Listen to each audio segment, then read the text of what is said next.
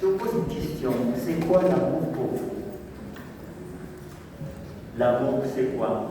Les enfants, les jeunes, adultes, il y en a qui n'ont jamais été amoureux, il y en a qui le sont peut-être, il y en a qui sont amoureux, il y en a qui ne sais pas s'ils ne le seront jamais, mais il y en a qui peut-être un projet de devenir amoureux, quelle ambition.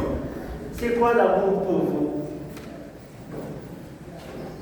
Mais ne faites pas semblant comme si vous n'êtes même pas là-dedans, vous n'étiez pas là-dedans. Alors, c'est quoi l'amour? Juste un mot. Pas de phrase, comme ça vous n'allez pas avoir peur. C'est quoi l'amour? L'amour, c'est Dieu. Non, ça c'est Dieu qui a dit ça, c'est la parole de Dieu, ça c'est pas vous. Ah oui, vous êtes devenu. L'amour c'est Dieu. L'amour c'est quoi pour les enfants, pour les jeunes? C'est quoi l'amour? Vous qui êtes amoureux. L'amour fait honte, c'est ça. L'amour rend timide. Oui. Vous n'avez pas de définition de ce que c'est l'amour. L'amour, c'est quand on commence à perdre l'appétit. Quand on commence à avoir, l'amour fait pousser des boutons sur le visage. C'est ça, des boutons d'amour. L'amour, ça aussi, ça donne envie de ne pas aller à l'école, de ne pas penser à autre chose, ni à d'autres personnes que celui qui aime. La promesse est un peu comme ça. Mais à votre avis, l'amour, est-ce que l'amour reste un concept? Ouais. J'avais un débat avec un juriste, ça fait pas longtemps, donc on a parlé avec tout ce que je viens de dire. L'amour, c'est si on se plaint beaucoup. Ah oui, les jeunes, est-ce qu'ils sont heureux? Et puis on parle même de la situation entre les hommes, ils n'arrivent plus à rester longtemps avec une femme, et les femmes, même parfois, même aussi, ne supportent plus longtemps les hommes. Donc c'est difficile. Est-ce que l'amour existe encore? Eh bien, c'est quoi l'amour alors? Donc quand elle a donné toute une définition, elle dit que le problème, c'est là. Vous avez des très belles définitions d'amour, mais pour vous, l'amour, c'est d'abord une personne. Ouais. Ça, c'est nous. Et quand on n'a pas compris ça, on peut être toujours dans des imaginations, de concepts. L'amour, c'est quoi? C'est se laisser aimer, c'est aussi aimer. Je vous laisse faire votre définition. Ouais. Vous savez déjà ce que vous y mettez. Mais l'amour pour notre cœur. Alors je dis, c'est un concept qui dit une personne, on parle de personne trinitaire. Hein, donc, si on parle de la personne dans le sens trinitaire, par exemple, on parle de définition classique philosophique, on parle d'une personne, c'est un être doté de liberté et en même temps de facultés, voilà, de liberté en même temps, et un être autonome, dans le sens de l'autonomie, mais un être libre. Et qui dit liberté, mais ça nous échappe toujours. Donc, ça nous conduit, l'amour, c'est aussi un mystère. Ouais, ça nous dépasse. C'est pour cela qu'on perd la tête. On perd même le sens de direction. Parfois, il nous arrive d'être un peu Alzheimer de manière ponctuelle lorsque tellement on est amoureux. On oublie tout. Toutes ces obligations du jour. Quand on est à l'école, on oublie qu'on a des devoirs à faire. Et quand bien même on s'efforce de travailler, eh bien on pense toujours à l'autre avec le téléphone à côté, on n'oublie pas de on s'envoie de temps en temps pendant qu'on a besoin du maximum de concentration pour travailler. Et bien un petit cœur, ah il ne m'a pas envoyé un petit cœur aujourd'hui, mais je voudrais bien envoyer un petit cœur. Oui bien, c'est ça. C'est-à-dire, ça vous perturbe. N'est-ce pas les jeunes? C'est pas votre cas. Non, vous maîtrisez bien. Vous venez de recevoir l'Esprit Saint et la maîtrise de soi, n'est-ce pas? Allez donc, félicitations. Vous êtes entre 14 et 16 ans, n'est-ce pas? Et ça peut venir, ça viendra pour ceux qui n'ont pas encore. En tout cas, c'est une personne. Alors, l'amour, avant tout, aimer, c'est quoi? Aimer, c'est quoi finalement pour vous? Je vous pose une question, et s'il n'y a pas de réponse, je vais dire Amen, et puis on va continuer la célébration. Mais c'est fini. Ça veut dire que vous allez repartir avec cette question. Je vais renoncer à tout ce que j'avais préparé, après dans ma méditation. Aimer, c'est quoi pour vous? Ah, vous avez peur que je m'arrête?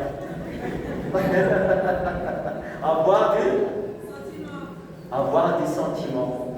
Le sentiment, ça fait partie de ce qui différencie aussi l'homme, plus de la raison aux animaux. Avoir une pitié, par exemple. Avoir des sentiments, oui, pourquoi pas. Mais l'amour, oui, c'est de pas des sentiments. Avoir des sentiments pour qui? Pour soi? Hein? Avoir des sentiments pour qui? Vous n'osez pas dire le nom de la personne. Non, je ne vous demande pas de dire son nom. Mais vous dites, c'est pour qui? Pour Dieu. Vous allez parler comme la spiritualité du 17e siècle porte de moi. Vous voyez, quand on parle de l'épouse du Christ, ça c'est pour l'expression mystique, donc on ne va pas épouser le Christ, mais bon, en fait, c'était le langage pour exprimer cette fusion, cette union, en fusion intime avec le Seigneur. Alors, aujourd'hui, je vais vous dire quelque chose. Je vous rends service et puis je vous enverrai la facture, puisque vous boudez. Mais heureusement, il y a quelqu'un qui vous a sauvé la face. Je ne sais pas si ça vous a sauvé la face, parce que parfois, je vais être pour aujourd'hui. Alors, je vais dire quelque chose. L'amour, c'est que je vois, c'est renoncer à n'aimer que soi-même. Ça va? À ne se faire du bien qu'à soi-même. Autrement dit, l'amour nous oblige toujours à nous ouvrir aux autres. Et c'est tout le projet trinitaire que vous avez entendu aujourd'hui. Vous, les jeunes, vous êtes confirmés. Quel est votre projet? Chacun va répondre à sa question. Je vois. Hein? Est-ce que vous avez des projets? Vous aussi, tout le monde. Est-ce que vous avez un projet dans la vie? Il y a des gens parfois, ils le respectent parce que les autres ne les considèrent pas. Amis. Peut-être vous avez raison, mais peut-être vous avez tort. La manière irréversible, inévitable, dont il faut se faire exister pour exister, c'est d'avoir un projet. Vous savez qu'il y a beaucoup de jeunes, beaucoup de gens qui ont réussi et le concours et les études. Mais lorsqu'ils ont le diplôme, ils n'ont rien comme projet. Et qu'est-ce qu'ils ont? Qu'est-ce qu'on attend d'eux? Rien. Le diplôme ne vaut rien si vous n'avez pas de projet qui va le valoriser. Et peut-être c'est ça qu'on n'a pas compris, pourquoi il y a beaucoup de diplômés, diplômés, autrement diplômés, qui sont au chômage. Et ça vient même dès le départ. On n'a peut-être pas nous appris à construire, à avoir un projet. Par contre, il y a des gens qui n'ont pas de diplôme, mais ils le réussissent. Pourquoi?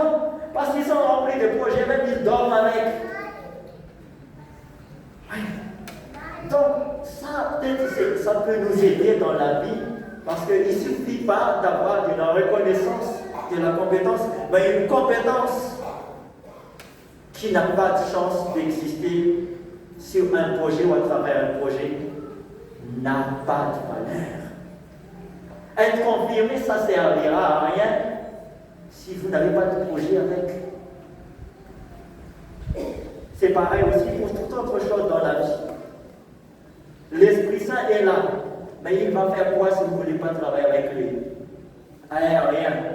Au contraire, il ne va pas se reposer, mais peut-être tout simplement il attend que vous puissiez vraiment le solliciter. Et c'est pareil dans différentes circonstances de la vie. Le projet trinitaire, le projet de Dieu, Dieu lui-même, il ne s'est pas refusé de rester en lui-même, Genèse 26, construisant l'homme à notre image. Dieu ne s'est pas contenté dans un confort assez restreint de vie trinitaire. On est bien entre nous, on s'aime bien, on se comprend, on s'accepte, et c'est la fête tout le temps, c'est merveilleux. Non, il va falloir élargir. Et c'est ça l'amour, c'est cette force en même temps, perso simple aussi, force personnelle divine qui nous oblige, de par sa nature, à inscrire l'autre dans notre projet. Le projet de Dieu, ce n'était pas pour lui, mais pour l'autre en lui-même. Je vais essayer d'expliquer les choses. Pourquoi? Dieu, finalement, il se donne comme une raison d'être l'homme qui l'a créé. Ça veut dire quoi? On parle de Dieu miséricorde, vous avez le visage, Dieu est miséricordieux, lent à la colère, plein d'amour, etc. Nous avons entendu, ça c'est la première lecture. Et on parle de succès, c'est-à-dire la voie du succès dans l'amour pour pouvoir atteindre ce qu'on appelle le salut dans la joie, dans la deuxième lecture. Et puis dans l'évangile, on nous rappelle tout simplement c'est un projet de Dieu. Mais revenons-en d'abord à ses attributs, Seigneur. Dieu, Trinitaire, il a un grand projet. Et le projet de Dieu, c'est quoi? C'est le salut du monde. Mais je crois à l'homme, le salut de l'humanité, mais avant même de créer l'homme, le projet de Dieu, c'était d'abord tout simplement d'être lui-même. Il y a une question qu'il faut se poser chaque jour. Est-ce que nous voulons être nous-mêmes? Vous avez compris la question? Ça peut être un projet trinitaire intéressant. Être lui-même, Dieu fidèle à l'amour. L'amour ne se contente pas d'être confortablement dans une situation tellement restreinte que on est content entre nous. Construisons l'homme à notre image. C'était déjà mon. Et être soi-même, c'est la fidélité à son identité d'amour. Nous sommes des amours. Vous êtes des amours. Ça va?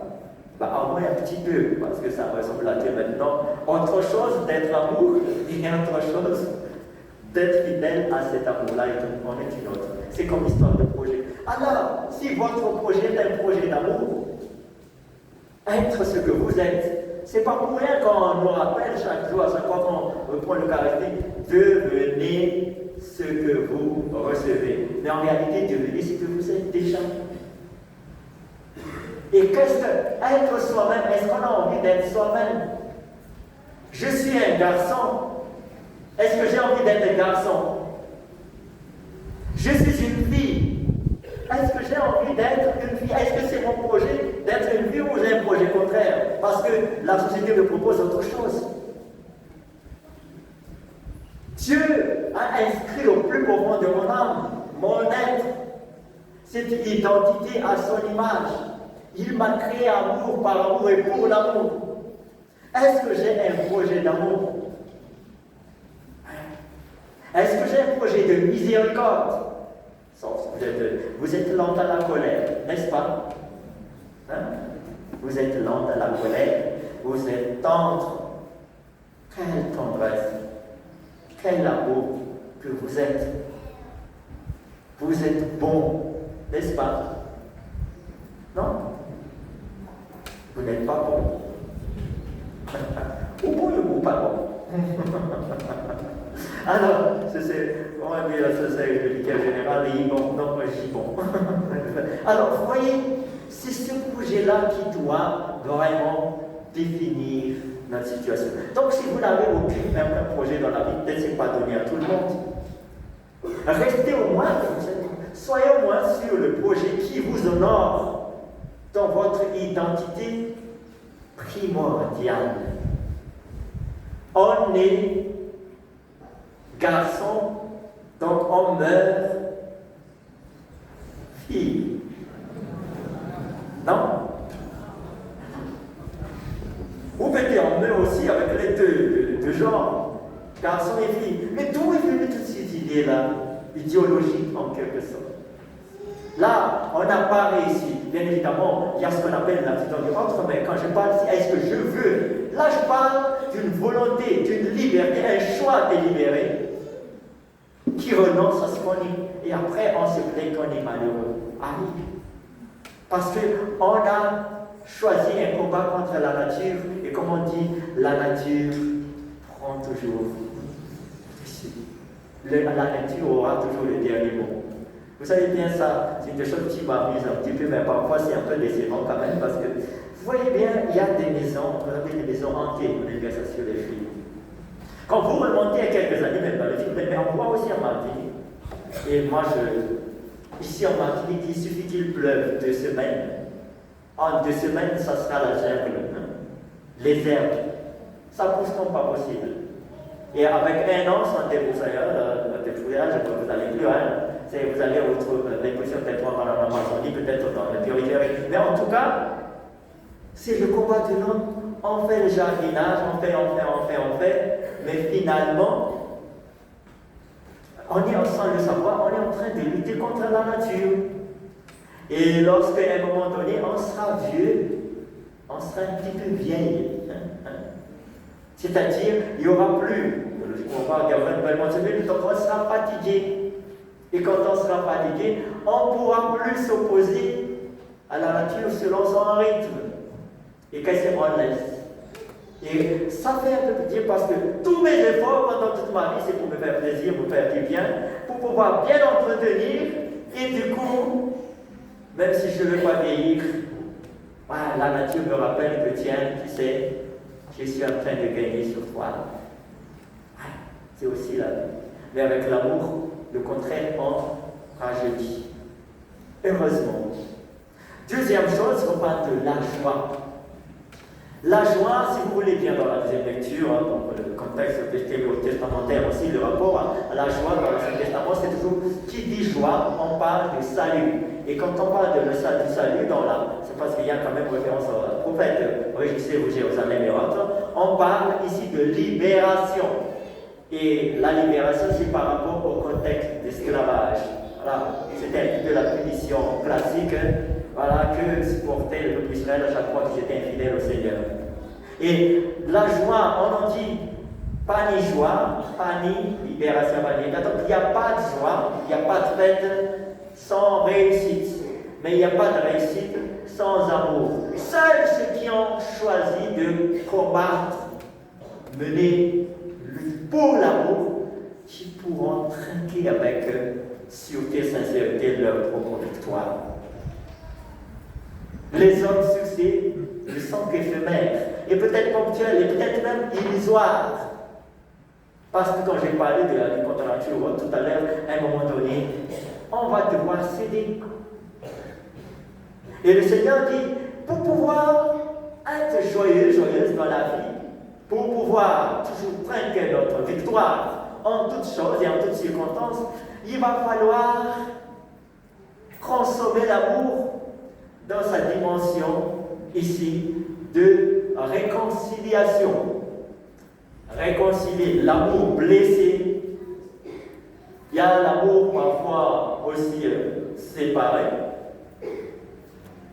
C'est un peu la division. Et en ce moment-là, tu as un projet de communion et de rassemblement et d'union, de réconciliation. En dehors de ces cadres, ça sera des fausses fêtes que nous célébrons dans la vie, ou des fêtes illusoires. Vous savez, on a récupéré cette phrase même de Saint Paul, et de la même formule, avant la messe. C'est la fin de la deuxième lettre aux Corinthiens, mais que nous avons liturgiquement repris au début de la célébration eucharistique. La grâce de Jésus notre Seigneur, l'amour de Dieu le Père, et la communion de l'Esprit Saint soit toujours avec vous. Qui dit amour, grâce, et voilà, la miséricorde, c'est la même chose. Le sens paulinien, le sens profond du terme. Alors, ici, on parle d'un projet de Dieu. Ça veut dire que j'en viens à la messe. Dieu me rappelle son projet. Et c'est un souhait qu'il dit, tiens, je souhaite que toi, tu puisses intégrer mon projet dans ta manière de t'organiser dans la vie. Que dans tout ce que tu fais, tu aies un projet d'amour, de communion, pas de division, et de prière. Toujours le rapport à la grâce, l'Esprit Saint qui fait prier. La grâce, qui dit grâce, c'est-à-dire, c'est la définition, on peut mettre dans les langues ce point, la définition chrétienne de la grâce, c'est un don surnaturel que Dieu accorde à ses élus, peut-être aussi ses fidèles. Don surnaturel, c'est-à-dire quelque chose que nous n'avons pas, des merveilles, bien évidemment, et que le Seigneur nous offre pour pouvoir nous rapprocher de lui. Et cette chose-là, on ne peut pas l'avoir que par un seul moyen, à votre avis. Quel est ce moyen? Paix. Vous n'avez pas ça. J'ai parlé de PPR, n'est pas parlé romain, c'est-à-dire la prière, la parole, ouais, la prière. Il faut prier pour avoir la grâce. Et c'est dans ce sens que le Seigneur demande dans ce projet trinitaire, on ne peut pas vraiment retrouver la joie de vivre, d'exister et de fêter convenablement sans que quelque part l'amour soit en nous. Et je termine simplement. Pourquoi nos succès se moquent de nous si notre projet n'est pas un projet d'amour que nous sommes aux autres? Quand vous êtes content, c'est un petit peu, je dirais, c'est la perversion de l'amour dans le sens de l'ouverture.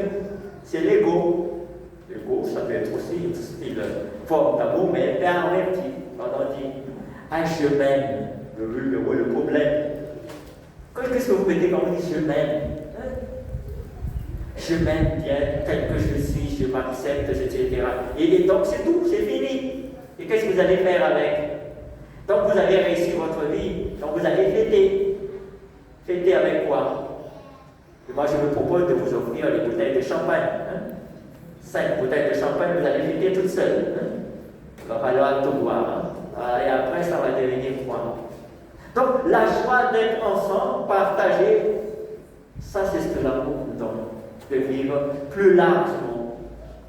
Que le Seigneur, par la grâce de son Esprit Saint, nous introduise dans cette relation d'amour trinitaire qui nous demande avant tout de faire l'autre exister dans nos projets divers et qui nous aide aussi à savoir nous inventer ou inventer des projets dignes de notre identité que le Seigneur nous a offerte afin de pouvoir témoigner de son existence dans notre manière de penser, d'envisager, de nous projeter, d'agir ainsi, parce qu'il ne suffit pas simplement d'être théorique, et par la suite de partager ce que nous avons reçu, parce que nous avons déjà tous reçu. En gros, pour tout ce qu'il nous faut dans le bien qu'il nous apporte. Amen.